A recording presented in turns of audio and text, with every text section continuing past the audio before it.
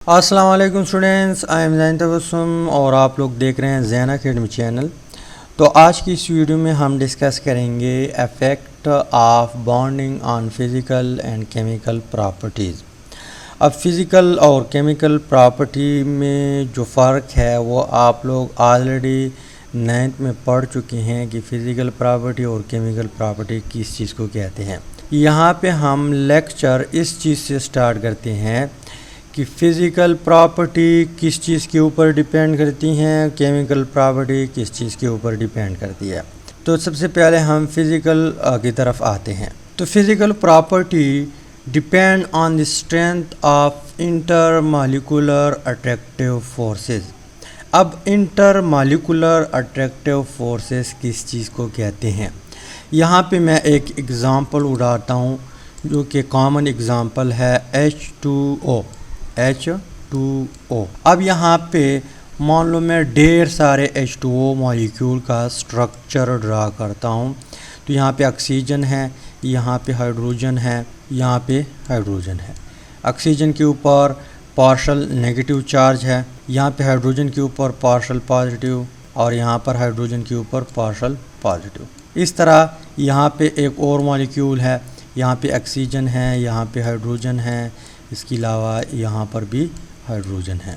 अब यहाँ पर भी यही केस है, partial negative, partial positive and partial positive. इसके अलावा यहाँ पे एक और है, यहाँ पर भी यही केस है, यहाँ पे दूसरा है, यहाँ पर भी यही केस है। इसके अलावा ढेर सारे वाटर मॉलिक्यूल हैं।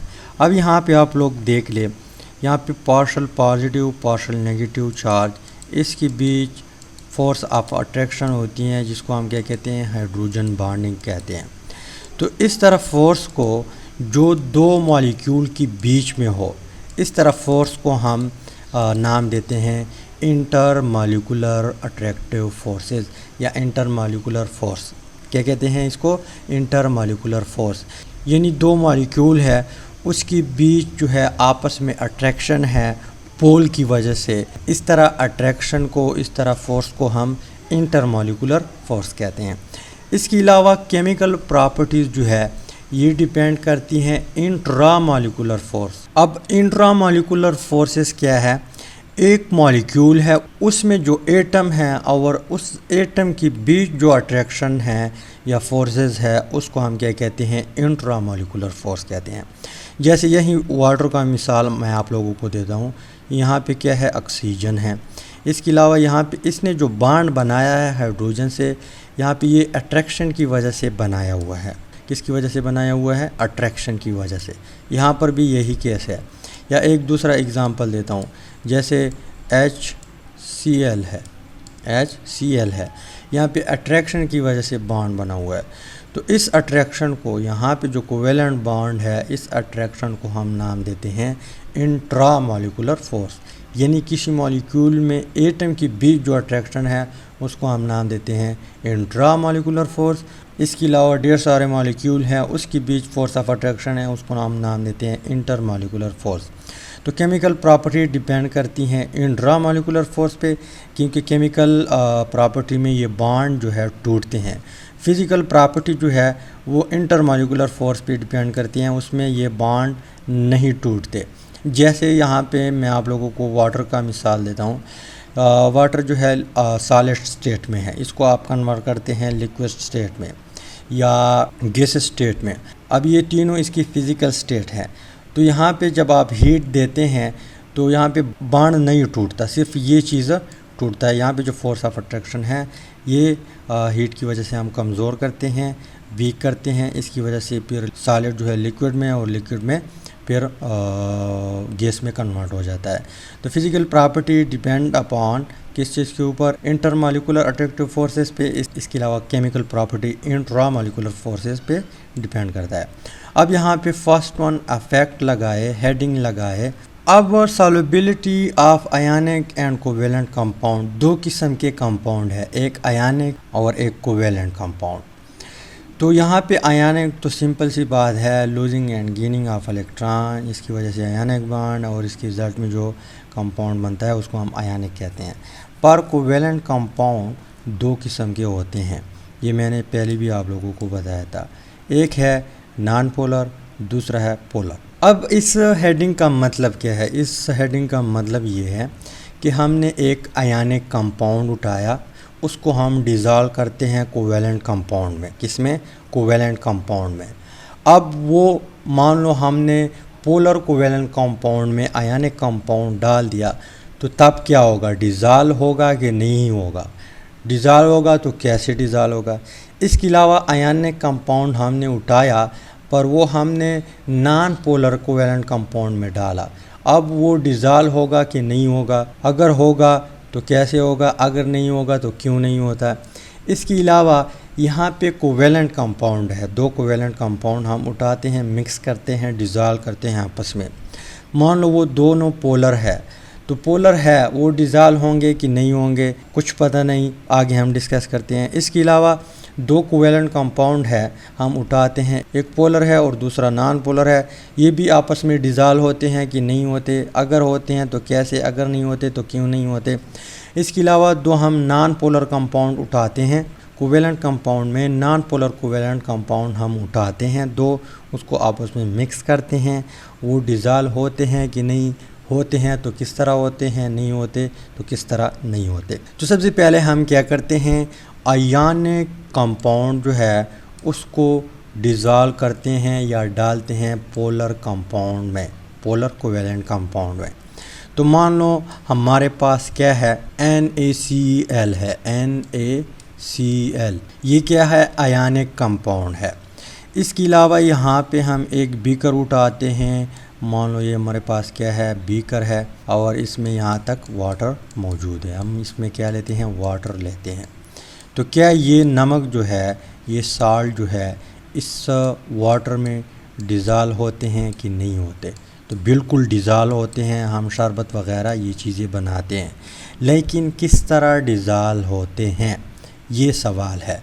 अब ये आम लोगों को पता नहीं है, आप लोग केमिस्ट है तो आप लोगों को पता होना चाहिए। तो ये कुछ इस तरह कारोबार करता है कि हमें मालूम है कि वाटर जो है, वाटर हमारे पास पोलर कंपाउंड है। क्या है? पोलर कंपाउंड, यानी यहाँ पे पार्शल नेगेटिव चार्ज है, यहाँ पे पार्शल पॉजिटिव चार्ज है, यहाँ पर भी पार्शल पॉजिटिव चार्ज है। इसके अलावा यहाँ पे करोड़ों की तादाद में इस तरह वाटर के मॉलिक्यूल होंगे। तो यहाँ पे मान लो एक दूसरा वाटर मॉलिक्यूल है, या इस तरह मैं क्या करता हूँ, इस दफ़ा हाइड्रोजन और हाइड्रोजन, यहाँ पे पार्शल नेगेटिव, यहाँ पे पार्शल पॉजिटिव, यहाँ पर पार्शल पॉजिटिव, राइट। इसके अलावा इस तरह मॉलिक्यूल तो ढेर सारे होंगे इस बीकर में, यहाँ पर भी यही केस है। तो मान लो हमारे पास एक वाटर मॉलिक्यूल ये है, पार्शल नेगेटिव चार्ज, यहाँ पे पार्शल पॉजिटिव चार्ज, यहाँ पे पार्शल पॉजिटिव चार्ज, राइट। इस तरह यहाँ पे जो है दूसरे मॉलिक्यूल के साथ हाइड्रोजन बॉन्ड बना हुआ है, यानी इंटर मॉलिक्यूलर फोर्स है। जैसे यहाँ पे आप लोगों को नज़र आता है, यहाँ पे इंटर मॉलिक्यूलर फोर्स होगा। एक फोर्स इसके बीच में है। वाटर हमारे पास क्या है? सॉल्वेंट है। यहाँ पे जो साल्ट है ये हमारे पास सॉल्यूट है। जैसे ही हम साल्ट डालते हैं, सॉल्यूट डालते हैं, तो इनके बीच भी फोर्स ऑफ अट्रैक्शन प्रेजेंट है। जैसे मैं इसको करता हूँ डिफरेंट कलर से शो, Na है, Na, इसके ऊपर कम्प्लीटली पॉजिटिव चार्ज है। क्या है? Completely positive charge. इसके अलावा यहाँ पे Cl है, इसके ऊपर कम्प्लीटली नेगेटिव चार्ज है। यहाँ पे बॉन्ड बना हुआ है, आयनिक बॉन्ड। अब यहाँ पे जैसे ही हम डालते हैं तो नमक क्यों डिज़ोल्व होता है? नमक क्यों डिज़ोल्व होता है? नमक इसलिए डिज़ोल्व होता है कि यहाँ पे जो पॉजिटिव चार्ज है इसके ऊपर पार्शियल नेगेटिव फोर्स जो है लगता है। क्या लगता है? इसके ऊपर पार्शियल नेगेटिव चार्ज का फोर्स लगता है। यहाँ पे Cl के ऊपर हाइड्रोजन का फोर्स लगता है। ये इस तरफ खींचता है, ये इस तरफ खींचता है। तो यहाँ पे अगर इन दोनों का, यानी यहाँ पे वाटर का मॉलिक्यूल है, यहाँ पे वाटर का मॉलिक्यूल है, इन दोनों का फोर्स इस फोर्स से ज़्यादा हुआ, यानी एक फोर्स सॉल्यूट के बीच प्रेजेंट है, एक फोर्स यहाँ पे सॉल्वेंट की बीच प्रेजेंट है, अपने बीच भी प्रेजेंट है, और एक फोर्स ये है कि यहाँ पे एक सॉल्वेंट मॉलिक्यूल है, इसको खींचता है, और एक सॉल्वेंट मॉलिक्यूल है, इसको भी खींचता है। तो अगर ये फोर्स और ये फोर्स इस फोर्स से ज़्यादा हुआ तब यहाँ पे बॉन्ड क्या होगा, ब्रेक होगा। ब्रेक होगा तो सोडियम जो है यहाँ पे आएगा, राइट, इसके ऊपर पॉजिटिव चार्ज। इसके अलावा क्लोरीन यहाँ पे आएगा, इसके ऊपर नेगेटिव चार्ज।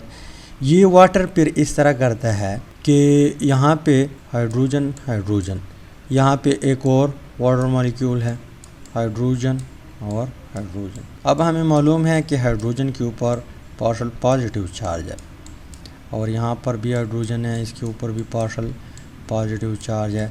तो ये क्लोरीन चारों तरफ घेर लेता है। इस तरह सोडियम जो है इसकी तरफ ऑक्सीजन का साइड आ जाता है, जिसके ऊपर पार्शल नेगेटिव चार्ज है। यहाँ पर भी ऑक्सीजन, यहाँ पर भी ऑक्सीजन। तो इस तरह सोडियम भी घेर लेता है। पहले इसका फोर्स जो है अगर इससे ज़्यादा, यानी इन सल्यूट का फोर्स अगर साल्वेंट के फोर्स से ज़्यादा है तो तब ये नहीं टूटेगा, पर अगर ये कम हुआ तो ये टूटेगा, फिर घेर लेगा। इस तरह आयनिक कंपाउंड जो है वो पोलर कंपाउंड में डिज़ॉल्व होते हैं। तो फर्स्ट वन पॉइंट नोट करें कि आयनिक कंपाउंड जो होते हैं, आयनिक कंपाउंड वो कोवेलेंट कंपाउंड में, लेकिन कौन सा covalent compound, polar covalent compound में डिज़ॉल्व होते हैं। डिज़ॉल्व कैसे होते हैं यहाँ पे मैंने रीज़न बता दिया। इसके अलावा यहाँ पे हम यही आयनिक कंपाउंड है, मैं क्या करता हूँ, इस बीकर में टेट्रा क्लोराइड डालता हूँ, कार्बन टेट्रा क्लोराइड CCl, यहाँ पे Cl, ये भी एक क्या है, सॉल्वेंट है, पर ये कोवेलेंट कंपाउंड है लेकिन नॉन पोलर है। क्या है, नॉन पोलर है। अब हमने NaCl डाल दिया, यहाँ पे पोल नहीं है, तो ये इसकी बीच जो है फोर्स है, ये इसको अलग नहीं कर सकता। इसी वजह से आयनिक कंपाउंड जो है नॉन पोलर कोवेलेंट कंपाउंड में डिज़ॉल्व नहीं होते। यहाँ पे पोल नहीं है तो ये टूटेगा कैसे, इसके ऊपर फोर्स कौन लगाएगा, तो इसी वजह से आयनिक कंपाउंड इसमें डिज़ॉल्व नहीं होते। अब मान लो हम क्या करते हैं, दो कोवेलेंट कंपाउंड लेते हैं और दोनों क्या है, पोलर है।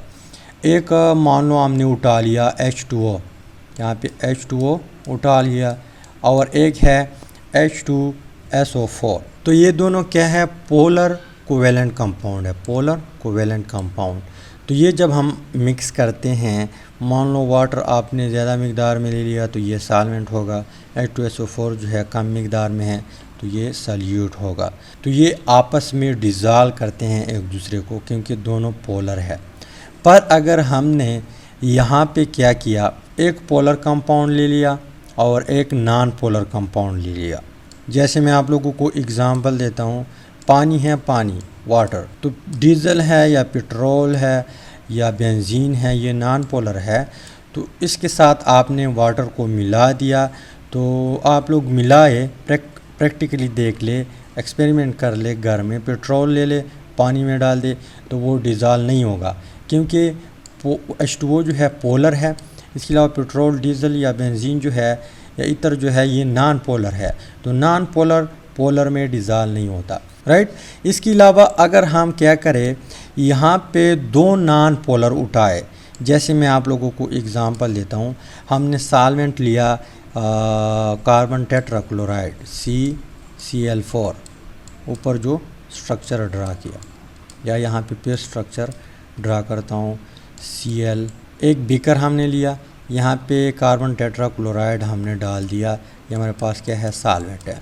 अब हम क्या करते हैं, सॉलिड आयोडीन उठाते हैं और इसमें डालते हैं, सॉलिड आयोडीन।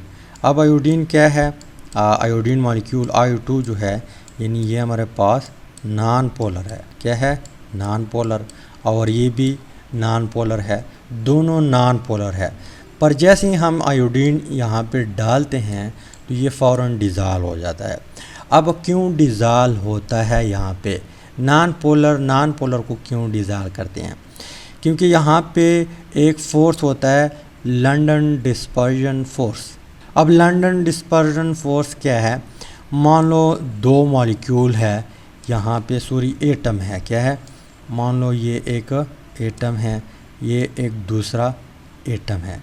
तो जब ये एक दूसरे के करीब आते हैं, यहाँ पे मान लो इसका न्यूक्लियस है, ठीक, यहाँ पे 2 इलेक्ट्रॉन है इसमें, यहाँ पे एक इधर है एक इधर है। इसके अलावा यहाँ पे इसका भी न्यूक्लियस है, यहाँ पे इलेक्ट्रॉन है। इलेक्ट्रॉन हमें मालूम है कि रिवॉल्विंग करता है। तो जैसे ही इस साइड पे आता है इसके ऊपर यहाँ पे न्यूक्लियस का फोर्स लग जाता है। न्यूक्लियस का फोर्स लग जाता है तो ये जो इलेक्ट्रॉन है इस साइड पे आते हैं, पॉजिटिव चार्ज थोड़ा इस साइड पे जाते हैं। तो जो एटम है इसका स्ट्रक्चर कुछ इस तरह बन जाता है कि यहाँ पे नेगेटिव चार्ज आ जाता है और यहाँ पे पॉजिटिव चार्ज आ जाता है। इसके अलावा यहाँ पे ये एटम जो है किसी दूसरे एटम पे, यहाँ पे एक एटम पड़ा है उसके ऊपर इस तरह कारोबार करता है, तो उनसे भी यहाँ पे एक इस तरह शेप वाला एटम बन जाता है कि यहाँ पे नेगेटिव यहाँ पे पॉजिटिव। तो इस चीज़ को हम क्या कहते हैं, इंड्यूस्ड डाइपोल।